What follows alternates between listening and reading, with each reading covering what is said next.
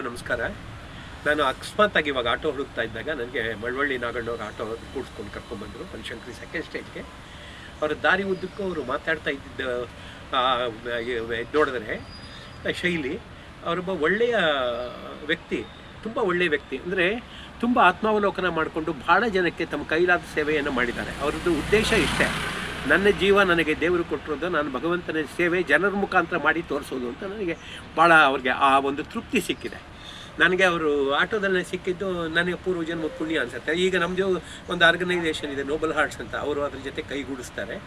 ತುಂಬ ಒಳ್ಳೆ ಕೆಲಸ ಮಾಡ್ತಾಯಿದ್ದಾರೆ. ನಾನು ಅವ್ರಿಗೊಂದೇ ಒಂದು ಅವರಿಗೆ ಹೇಳ್ತೇನೆ, ಹುಟ್ಟಿನ ಸಾರ್ಥಕತೆ ನಿಮಗೆ ಪ್ರಭೆಯಾಗಿರಲು ಧನ್ಯತೆಯ ಕುಸುಮವಿದು ನಿಮ್ಮ ಹೆತ್ತವರಿಗೆ, ನಿಮ್ಮಿರುವ ಜಗಕ್ಕಿಂತ ಪ್ರಕೃತಿ ಪುರುಷರಿಗೆ. ನಾವೆಲ್ಲ ಒಂದು ಮಾತು ಮಾತ್ರ ಮರಿಬಾರ್ದು, ನಮಗೇನು ಇವತ್ತು ಜನ್ಮ ಕೊಟ್ಟಿದ್ದಾರೆ ನಮ್ಮ ತಂದೆ ತಾಯಿಗಳು, ಅವರು ದೈವತ್ವ, ಅವರು ದೇವರ ಪ್ರತಿನಿಧಿಗಳು. ನಾವು ಕಾಣೋ ಪ್ರತಿಯೊಬ್ಬ ವ್ಯಕ್ತಿಯೂ ದೇವರ ಪ್ರತಿನಿಧಿ. ಹಾಗಾದ ನಾವೆಲ್ಲರೂ ಜೊತೆನೂ ಒಳ್ಳೆ ಸಹಕರಿಸ್ಕೊಂಡು ಒಳ್ಳೆ ಮಾತವನ್ನು ಸಾದಷ್ಟು ಒಳ್ಳೆ ದಾರಿಗೆ ತರಲಿ ಪ್ರಯತ್ನ ಪಡೋಣ. ಪ್ರಯತ್ನ ನಮ್ಮದು, ಫಲಾಫಲ ಭಗವಂತನಿಗೆ ಬಿಟ್ಟಿದ್ದು. ನನಗೆ ಬಹಳ ಖುಷಿ ಆಯಿತು ಇವ್ರು ಮಾಡ್ತಿರೋ ಸೇವೆ. ಇವರು ಈ ಸಮಾಜ ಸೇವೆ ಅನವರ್ತ ಮುಂದುವರಿಯಲಿ ಅಂತ ನಾನು ಹೇಳಿ ನನ್ನ ವಿಶಸ್ ಹೇಳ್ತೀನಿ. ನಾಗಣ್ಣವರೇ, ತುಂಬ ಥ್ಯಾಂಕ್ಸ್ ನಿಮ್ಮ ಜೊತೆ ನಾನು ಬಂದಿದ್ದಕ್ಕೆ. ನಮಸ್ಕಾರ ಸ್ವಾಮಿ. ನಿಮ್ಮನ್ನು ನಾವು ಭಾಳ ತುಂಬ ನಿಮ್ಮ ಸಾಧನೆಗಳನ್ನು ನಾನು ಕೇಳಿ ನನಗೆ ಇವತ್ತು ಸಂತೋಷ ಆಯಿತು.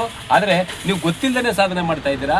ಕೆಲವೊಂದು ಇದನ್ನು ನಾವು ಮಾಡ್ತಾ ಇದ್ದೀವಿ. ನನಗೆ ಭಾಳ ನಿಮ್ಮ ಸಾಧನೆಯೂ ಕೂಡ ತುಂಬ ಒಳ್ಳೆಯದಾಯಿತು. ನಿಮ್ಮ ಜೊತೆಯಲ್ಲಿ ನಾವು ಕರ್ಕೊಬಂದದಕ್ಕೆ ನನಗೂ ತುಂಬ ಸಂತೋಷವಾದಂಥ ವಿಚಾರ. ನಮಸ್ಕಾರ ಸ್ವಾಮಿ. ನಮಸ್ಕಾರ, ಥ್ಯಾಂಕ್ ಯು.